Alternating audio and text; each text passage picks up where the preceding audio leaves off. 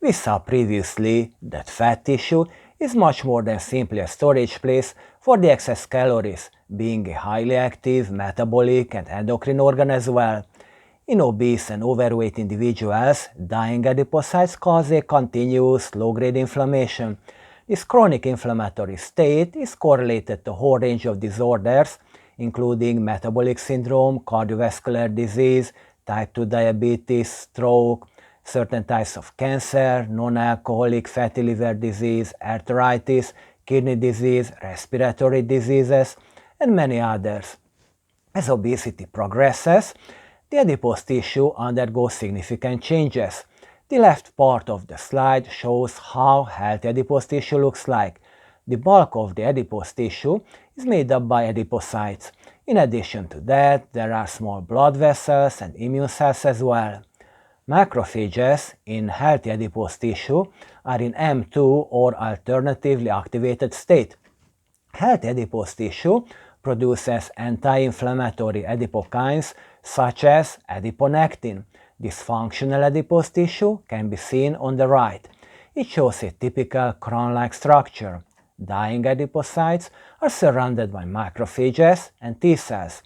The macrophages are in M1 or classically activated state.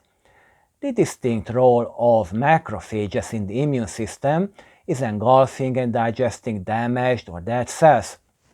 M1 macrophages produce pro-inflammatory cytokines that are associated with a whole range of chronic diseases. In contrast, M2 macrophages express anti-inflammatory cytokines associated with wound healing, angiogenesis, and the resolution of inflammation.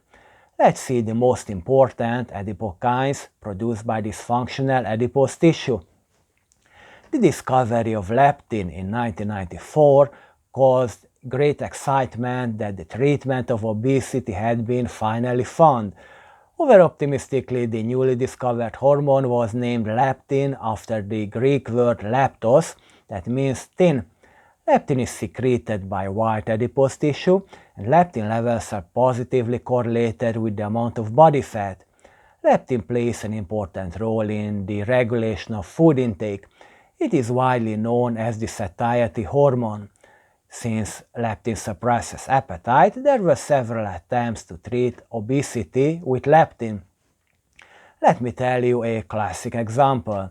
Obese mice have been studied for decades to model the pathogenesis of human obesity. A colony of extremely obese laboratory animals was discovered in 1949. These mice have defects in their gene encoding leptin, and as a result they have no leptin production. Although the animals are normal weight at birth, they gain weight rapidly due to their uncontrolled appetite. During their lives, they reach a weight 3 times that of unaffected mice. In addition to obesity, leptin-deficient mice suffer from all sorts of metabolic disturbances, including hyperglycemia, hyperinsulinemia, metabolic syndrome, and type 2 diabetes. As a result of elevated insulin production, the volume of pancreatic islets is up to 10 times higher than in normal mice. In leptin-deficient mice, the obesity syndrome can be reversed almost completely, even in adult animals, by exogenous leptin treatment.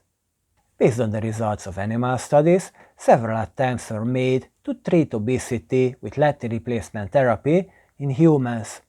It should be noted that obesity caused by leptin deficiency in humans is an extremely rare disease.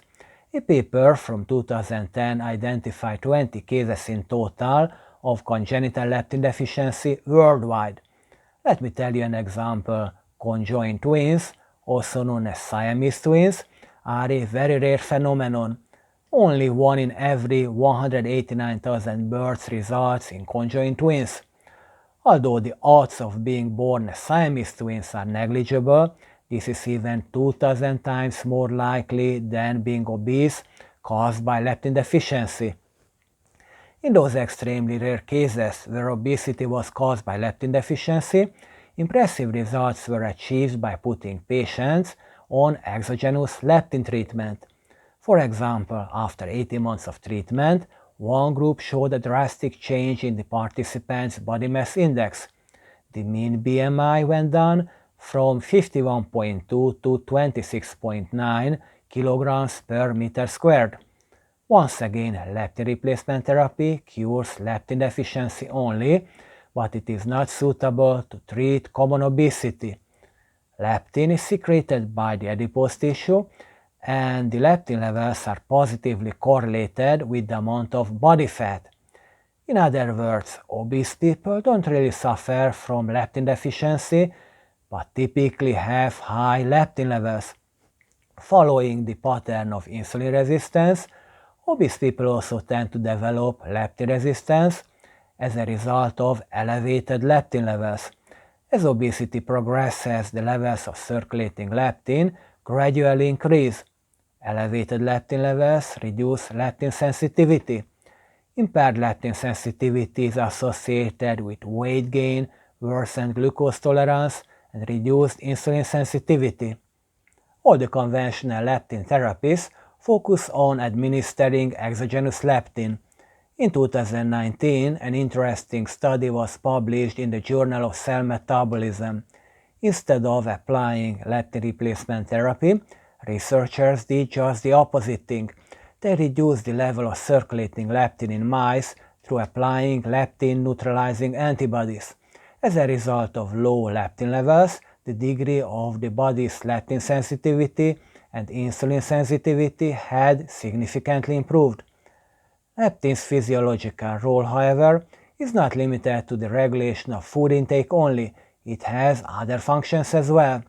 Leptin interacts with immune cells and promotes the release of pro-inflammatory cytokines such as tumor necrosis factor, interleukin-1, and interleukin-6, which in turn promote the release of more leptin from adipocytes.